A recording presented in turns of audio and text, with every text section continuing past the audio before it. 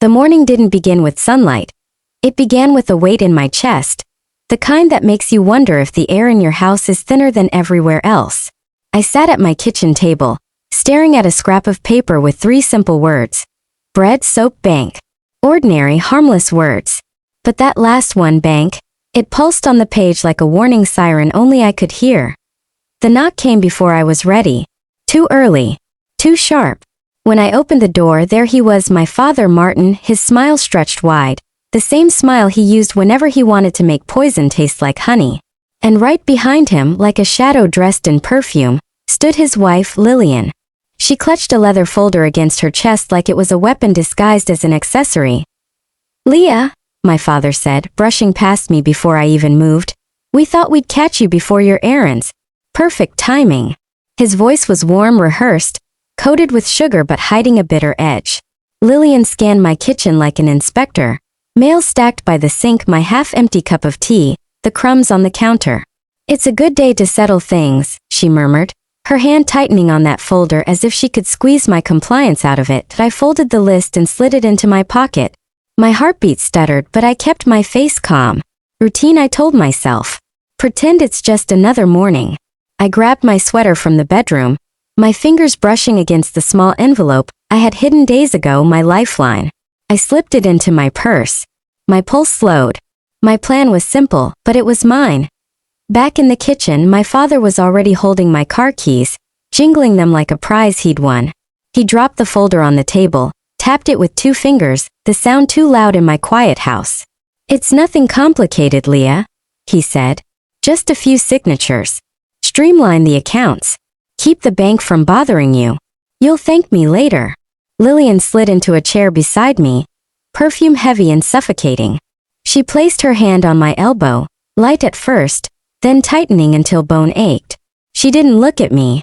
She looked at him, waiting for her cue. Old tactics. The same ones he'd used after my mother's funeral, when I was too shattered to resist, when he convinced me silence meant safety. "I'll need a minute before we leave," I said, standing. Her grip loosened, but his eyes followed me down the hall. By the time we left the house, he was already at the car door, holding it open like he was doing me a favor. "I'll drive," he said. No room for protest. I slid into the back, clutching my purse like armor.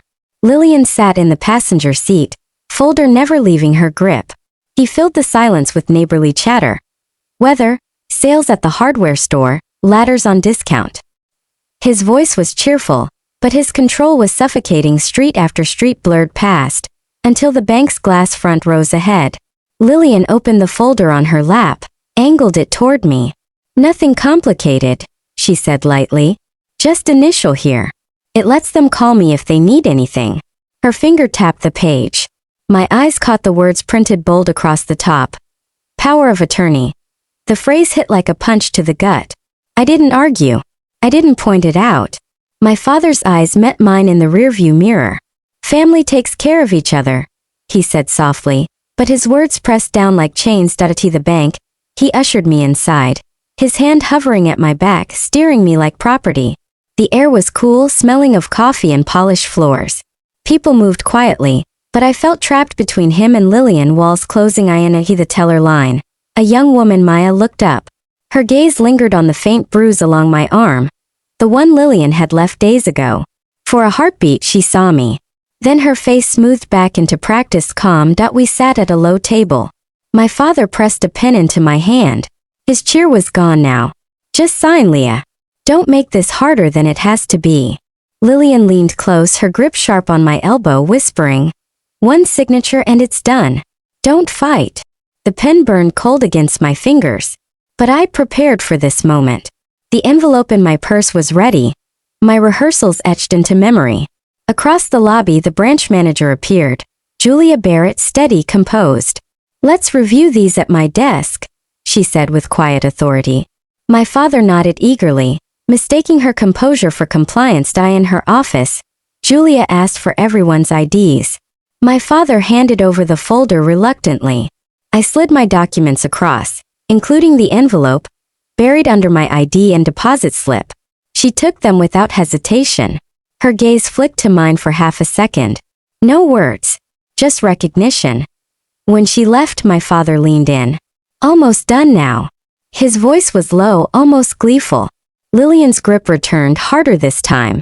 Don't stall, she whispered. But when Julia came back, everything shifted.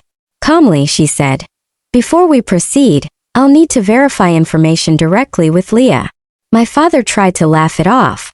Julia didn't blink. It's required. Regulations. She asked them to step out. Lillian's nails dragged across my arm before she let go.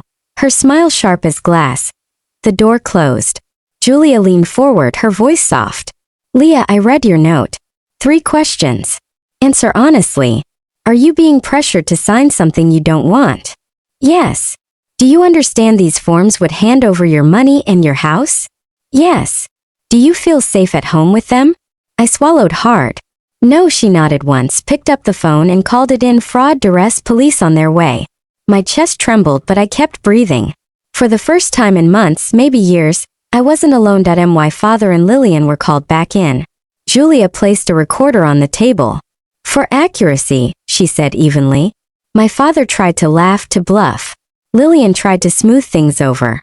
But Julia examined the papers, her voice steady. This seal number doesn't exist.